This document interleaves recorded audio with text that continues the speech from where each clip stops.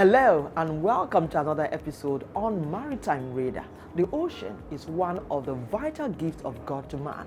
It offers various ecosystem services that enable human existence on Earth.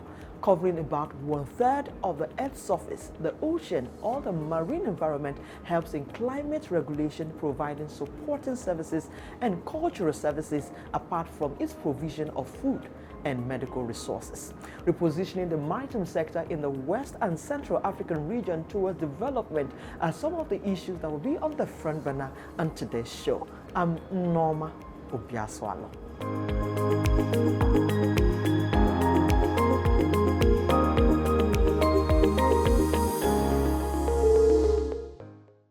The Abuja MOU is a legal document under which countries of the region agree to develop and implement a common mechanism for their respective port state control activities. The main work of the MOU is the harmonization of the port state control procedure and practices of all the countries in the region, aimed at eliminating the operation of substandard shipping within the region, thereby ensuring maritime safety, security, protection of the marine environment from pollution.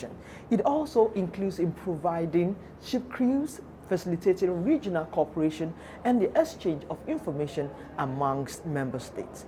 There are 22 countries whose port state control function fall within the Abuja MOU. Before we get further into today's lineup on the program, let's find out the latest in maritime news.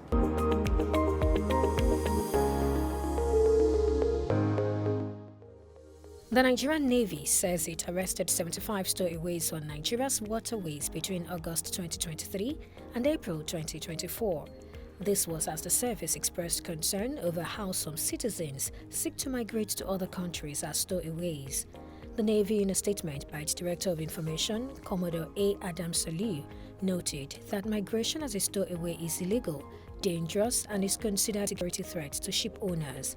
In line with the strategic directive of the Chief of the Naval Staff, Vice Admiral Emmanuel Ogala, the Nigerian Navy deployed advanced maritime domain awareness equipment to all parts of Nigeria's territorial waters, leading to the apprehension of about 75 stowaways.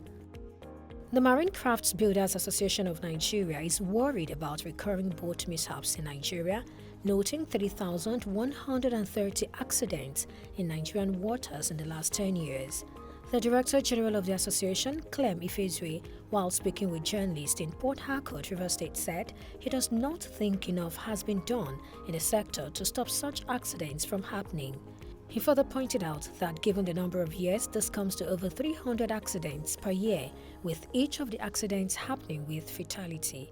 Ifezue stated that some factors responsible for boat accidents in Nigeria include recklessness of drivers, alcohol consumption, overloading, and shunning of life jackets by passengers. He urged the National Inland Waterways Authority (NEWA), which has the responsibility to regulate, monitor, and enforce laws on the waterways, to rise up to its responsibility. The $1.1 billion port rehabilitation project announced by the Nigerian Ports Authority (NPA) 5 months ago received a major boost this week with the signing of a $700 million facility agreement with Citibank. Speaking during the signing of a mandate letter with Citibank Nigeria in Lagos, the managing director of the NPA, Mohammed Bello Koko, said the agency negotiated the loan from Citibank to be funded by the UK Export Finance and Export Credit Agency to rehabilitate the Apapa and Tinkan Island ports. He further noted that NPA has also opened discussion with another funding agency to secure financing for upgrading of the eastern ports, including Calabar, Warri, Onne, and Rivers ports, as well as the reconstruction of the Escravos breakwater. Bello Koko added that the mandate letter would be sent to Debt Management Office (DMO) for final review and approval.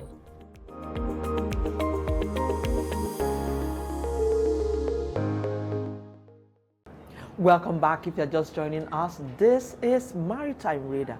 Our guest today, a thorough professional and one of the most respected master mariner in Nigeria, is Captain Sunday Umoren, Secretary General, Abuja MOU, on port state control. He shares on the issue of substandard ships, the plight of Nigerian seafarers, and how he has developed a system of harmonized port state control inspection procedures by working through the instrument of cooperation, coordination, and collaboration. Stay with us.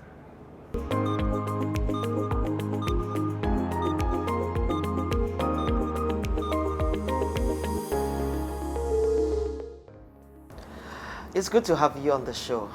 Thank you very much, ma'am. Let's start this conversation looking at your time. You spent over 2 years as the Secretary General of Abuja MOU on port state control. Talk to us about your achievement over these past 2 years. Okay, yes, you're quite right. I've been on the wheel, the helm of affair for almost 2 years in the Abuja MOU. I met the MOU with 16 full members. Geographically speaking, we have 22 countries that fall in the region. Within this period, we have moved from 16 to 20, so we have 20 members now. Wow. We still have 22 members outstanding, the Republic of Namibia and the Arab Republic of Mauritania, and we have focused on getting them in this year of latest first quarter of next year, because it's a net. All the members must fully sign up to that regime for it to be effective. Okay, that's a good one, because I know the last time you came, you said you met 16 and you've gotten 2, and you were looking to get 3 more to add them to the net. So that means you've been doing well in that respect. So share with us, okay, the other things that you've been able to achieve in this past 2 years. That's one aspect. The other aspect will include things like internal branding. I'm pleased to announce that Abuja MOU is ISO certified. Certificate will be issued early this week, by early next month. We have gone through the audit, and so why is that important to us? It's important because we're talking about quality delivery. The stakeholders, are you giving them that quality delivery? What's they expected from you? So that internal branding, it's more of positioning ourselves for better service. And then we have also looked at the fact that yes, it's not many countries that way conducting inspections as should be. Our target is that every country should inspect at least 15% of foreign ships that visit their port. So we have taken a lot of measures in place to up the game, to improve in the reporting, the conduct of inspection. Part of the program, which I had mentioned the other time, was the mentor-mentee scheme, which was kick-started last year with Sierra Leone, posted control officers from Sierra Leone visiting Nigeria for the training. Other countries have queued up for such. Cameroon is the next in line, which hopefully by next month will link up Cameroon with South Africa and Nigeria to go and mentor them. So we've also looked at improvement in service. We have successfully signed an agreement with EMSA, European Maritime Safety Agency. I mean, it's a big deal for us to have that support from EMSA with respect to capacity building and necessary trainings and support for our posted control officers. So that is it's in place. We've also moved to IMO because you can't have posted control officers that are not fully equipped to do their job. Okay. Often, because why this inspection is very critical is that once you finish the inspection, you should upload them into your database. The database that's accessible to other MOUs and to all the ship owners or people that want to use it as some sort of due diligence. And so IMO has agreed, and hopefully in the next 2 months, the procurement process has started for the donation of laptops to all the member states. So that's also a great thing we have done. We have also gotten the policymakers, workshop for the policymakers, because you'll be surprised that there wasn't that relationship between the Director Generals of the maritime administrations within the region. But now we have brought them together. We had the first training in 2021, a workshop in which all the policymakers, the Director Generals met in Nigeria. And I'm also happy to announce that this year again, IMO has approved for us to have a repeat of that workshop. Wow. This is to bring all, because surprisingly, I'm not going to call it attrition, but the changes we have in the policymakers is quite sharp. So the ones that attended last year may not still be in position this year, but we're going to bring them again this year. The 22 Director Generals of the Maritime Administration will also meet again in Nigeria for a workshop organized by IMO. So let's go to your core mandate, and which is improving. One of it is improving seafarers' welfare. So what have you identified as the challenges of Nigerian seafarers, and what is being done to address them? Okay, when you look at the challenges of seafarers, for me, I think the best way for us to get this sorted out will be more of having a workshop in which all the stakeholders in the maritime cluster will meet to brainstorm on the way forward. That aside, I could probably just pick up one or two challenges, which I think we can actually look at. Number one will be more on the training berth. Okay. If you don't have the training for seafarers, the training of moving from cadetship to becoming a full officer, it's classroom, on-the-job training on board the vessel, your examination and certification. The middle bit, which is the on-the-job training, this training bed, is where we have problems. You are training people to work on foreign-going vessels. You should have them have that service on foreign-going vessels. So the question we ask ourselves today is, do we really have foreign-going vessels in Nigeria?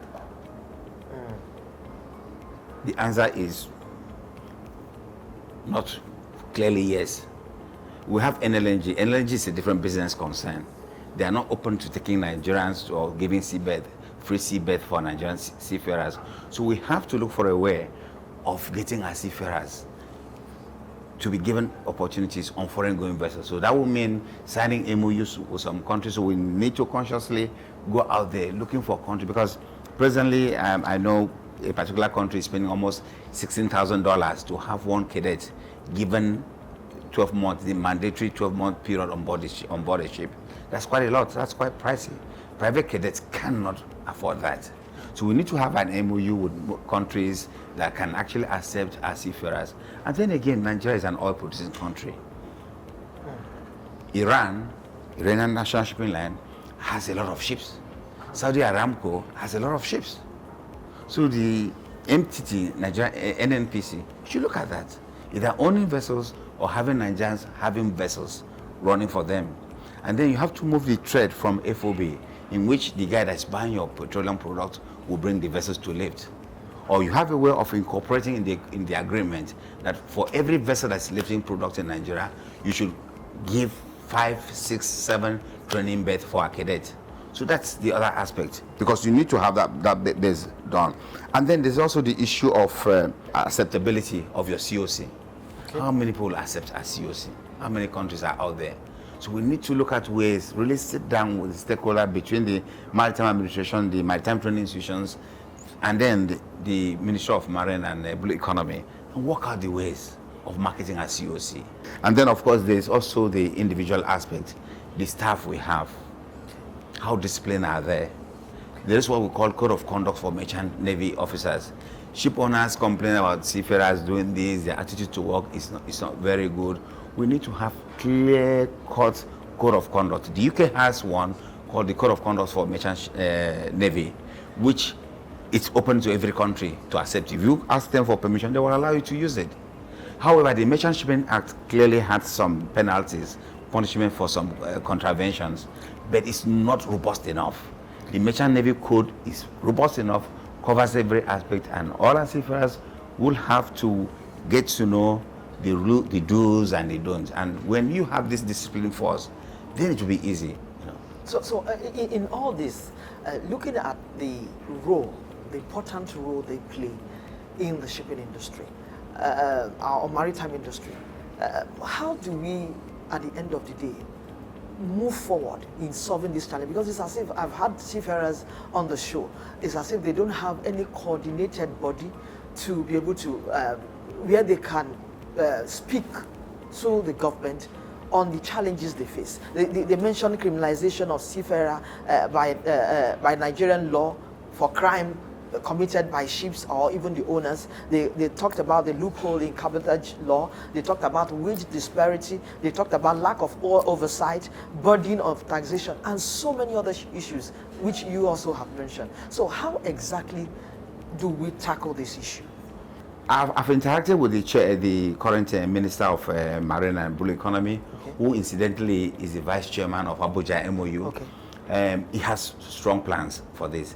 And I think the creation of that ministry, the creation of that ministry is more of a focused attention. They now have a place they can go. Quite unlike when it was Minister of Transport that was dealing with rail, roads, and the rest. So with the creation of marine and blue economy, I think that's the first step. The minister, I know, is having a lot of things to do with it. It's for us to engage them. We have alumni of Umoren. We have the ex-seafarers from NNSL. These are clear stakeholders. We need to have like a workshop, meet together. What are the issues? How do we move from this point of complaining to probably drawing up a roadmap, highlighting the issues, and how do we close them out? And work with clear deadlines, milestones. You achieve this milestone, you move to the next level. We need to be focused on this issue because look at Philippines, how much influence, how much impact on the GDP that seafarers' earnings is bringing. Nigeria has teeming population. We have, that's as in teeming population, as in young population. They are speaking English. Maritime, English is the maritime language. Go anywhere. And so we can reposition ourselves. We can make the best out of this. Population. We have it. And we yes. are English speaking. Yes. Your answers have given, I think, will give hope to seafarers listening to this program. So the next we are going to look at is the challenges faced in the inspection of vessels. But that will be after this short break. Please stay with us.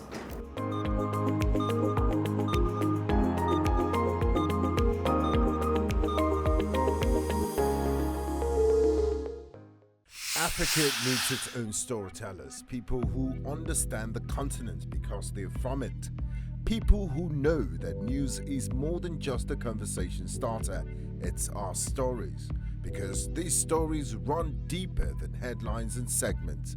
It's about digging deeper to get the facts and telling the human side of every single story, not just the echoes from foreign headlines and perspectives.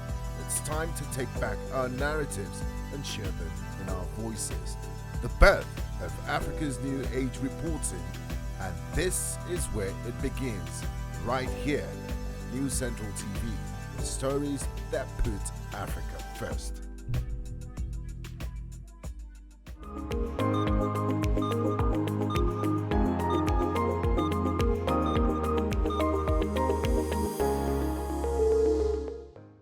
If you are just joining us, this is Maritime Reader, and I still have with me Captain Sunday Umoren. He is the Secretary General Abuja MOU on Port State Control. Before we went on that break, I said we'll be looking at the challenges facing the inspection of vessels visiting the ports in the West and Central African region. Yes, okay.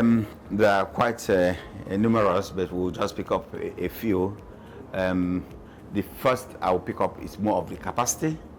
You know, in IMO we talk about capacity building and capacity development. You know, whether it's for freshers coming in or the existing one being exposed to further trainings to be abreast with the current conventions. First, inspections are conducted by postal control officers. And who are postal control officers? They are ex-seafarers. Okay. And so if you don't have seafarers, so let's go back to the problems that seafarers are having, the complaints are having. So if you don't have ex-seafarers, you are not going to have qualified postal control officers. So it's a feeder. So that's the extent of this damage if it's not the knock-on effect. The knock-on effect. Unless we're going to wait to get to a point that even for postal control officers, you have to import them. You know, you have to bring in people from other countries to come and do it for you. But if we don't want to get to that point, we need to get our seafarers trained experienced enough to conduct inspection. So that's one aspect. And the second aspect again is shipping is very dynamic. In fact, the MSC committee meeting in the UK coming up in IMO by next month. By that committee meeting, I'm very sure new regulations, new guidelines will be coming out. So it's always coming in and out. So they have to be aware of keeping your seafarers current with the happenings in the maritime industry. So the training bit again is the maritime training institutions you have. Do they offer training to postal control officers? When I took over, we realized none of the maritime training institutions in our region is offering that training. The nearest was in Italy. So we have come up to selected 3 maritime training institutions, one in Nigeria, one in Ghana, and one in Cote d'Ivoire, to work together to develop a training package for postal control officers. And I'm pleased to tell you that MOUs have been signed. We are currently working on the curriculum, and hopefully before the end of this year, one of the institutions will start that training, and the other 2 will follow. Wow, the sky is wide enough for many stars to shine. So capacity building is key, because you need to be knowledgeable to go in there. Then the second aspect is that you cannot, IMO churns out conventions. Every member state must ratify, then domesticate. If you don't make this convention your national law, you can't then enforce inspection regime on the vessels. So we have to get the countries to ratify and domesticate the conventions. So constantly we are getting on the member state, hammering on the need to sign up sign up means ratify and domesticate all relevant conventions such that they can conduct inspections to international standard. And then again, like I said earlier, we have the minimum that every country should inspect at least 15% of ships coming into their countries, foreign ships coming to their country. We go on to the issue of substandard ships, which is also linked to what you've also talked about. How can we totally eradicate it in our region? And what is the role of collaboration in ensuring that this substandard vessel is not allowed to trade within the region? Okay, substandard vessels are the major causes of accidents and pollution, and sometimes criminality in the region. So elimination will first mean, they say cause and effect, consequence management. Are there sufficient punishment? Thank God for piracy. We have Supoma Act now. So for substandard vessel, when such a vessel is caught, what are the penalties? Do you just slap the guy on the wrist, in which he will repeat it again? Or do you exercise strong penalties to discourage such operators? So we advocate, because we don't promulgate, we have nothing to do with laws, but we work with their member states to ensure that in their laws, in their Merchant Shipping Act, there are strong penalties for substandard vessels. And of course, inspection is quite strong, like we said. Part of the outcome of the inspection is detention. That if a vessel is found to be substandard, she's detained. So now you're detaining a vessel. Where do you keep that detained vessel? You can't keep a detained vessel in somebody's jetty for too long. It has to be in a sheltered and protected waters. In my place, there's a saying that you never know a madman has people until you kill one. Yes. Because if you are detaining a vessel, a substandard vessel, and something happens to that vessel while under your detention, the owner will come up to say, give me my own vessel. So we are the security bit also. So we are working with the member state to ensure that substandard vessels are apprehended whenever seen. And we'll also look at the operation. Don't rely on postal control officers alone. Covert and overt surveillance are very important. Get the pilot to be your eyes. If a pilot goes on board a vessel that it feels is substandard, you should be able to call the Maritime Administration to say, look, this vessel does not meet international standard. And of course, the Maritime Administration will now come to inspect the vessel. So how do we get Port Authority? How do we get that support from Port Authority? Abuja MOU, I'm also pleased to tell you, has taken that step to develop a training program for port authorities. Okay. We have published it, we have informed IMO, we have shared it with other MOUs, and it's well uploaded. We are yet to commence that training, but hopefully this year we'll have the first of such training. I've made presentation to PMOCA, Port Management and Port Management Association of West and Central African Region, that we have this training ready. It's for the port authorities to say, hey, I'm ready for such a workshop. Cameroon has shown interest, Sierra Leone has shown interest, so we are ready because we want them to know that we need them. That's why we are called Port State Inspection. Port is our home. We are also, in fact, one of the things is to clearly open their eyes to the fact that we are conducting due diligence for them, for every vessel visiting. So all they need to do is, so ship is coming, go to our database, see the vessels, look at the history of the vessel. If you know that there are issues with this vessel, then you are prepared for emergencies. Because if not, such vessels could come in and there's an accident and blocks your channel. So we're engaging all our stakeholders in the inspection regime.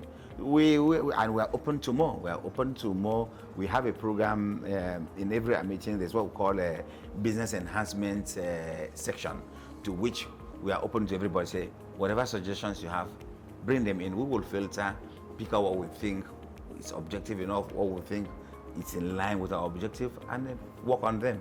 I must say, great job you are doing with your team.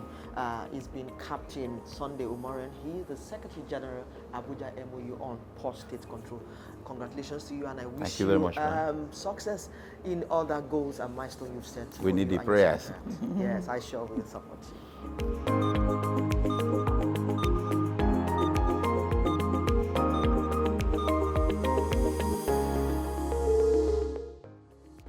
And that's our show this week. I hope that the goal of assessing Abuja MOU in delivering their core mandate of checking pollution, eliminating substandard ships, and improving the welfare of seafarers was impactful. If yes, please join us every week on Maritime Radar as we explore potential that will ensure the development of the maritime sector in Africa. You can also expect the latest in global and local maritime news plus industry insights right here. I'm Nneoma. Obi-Asualo. Many thanks for your time, and see you again next week.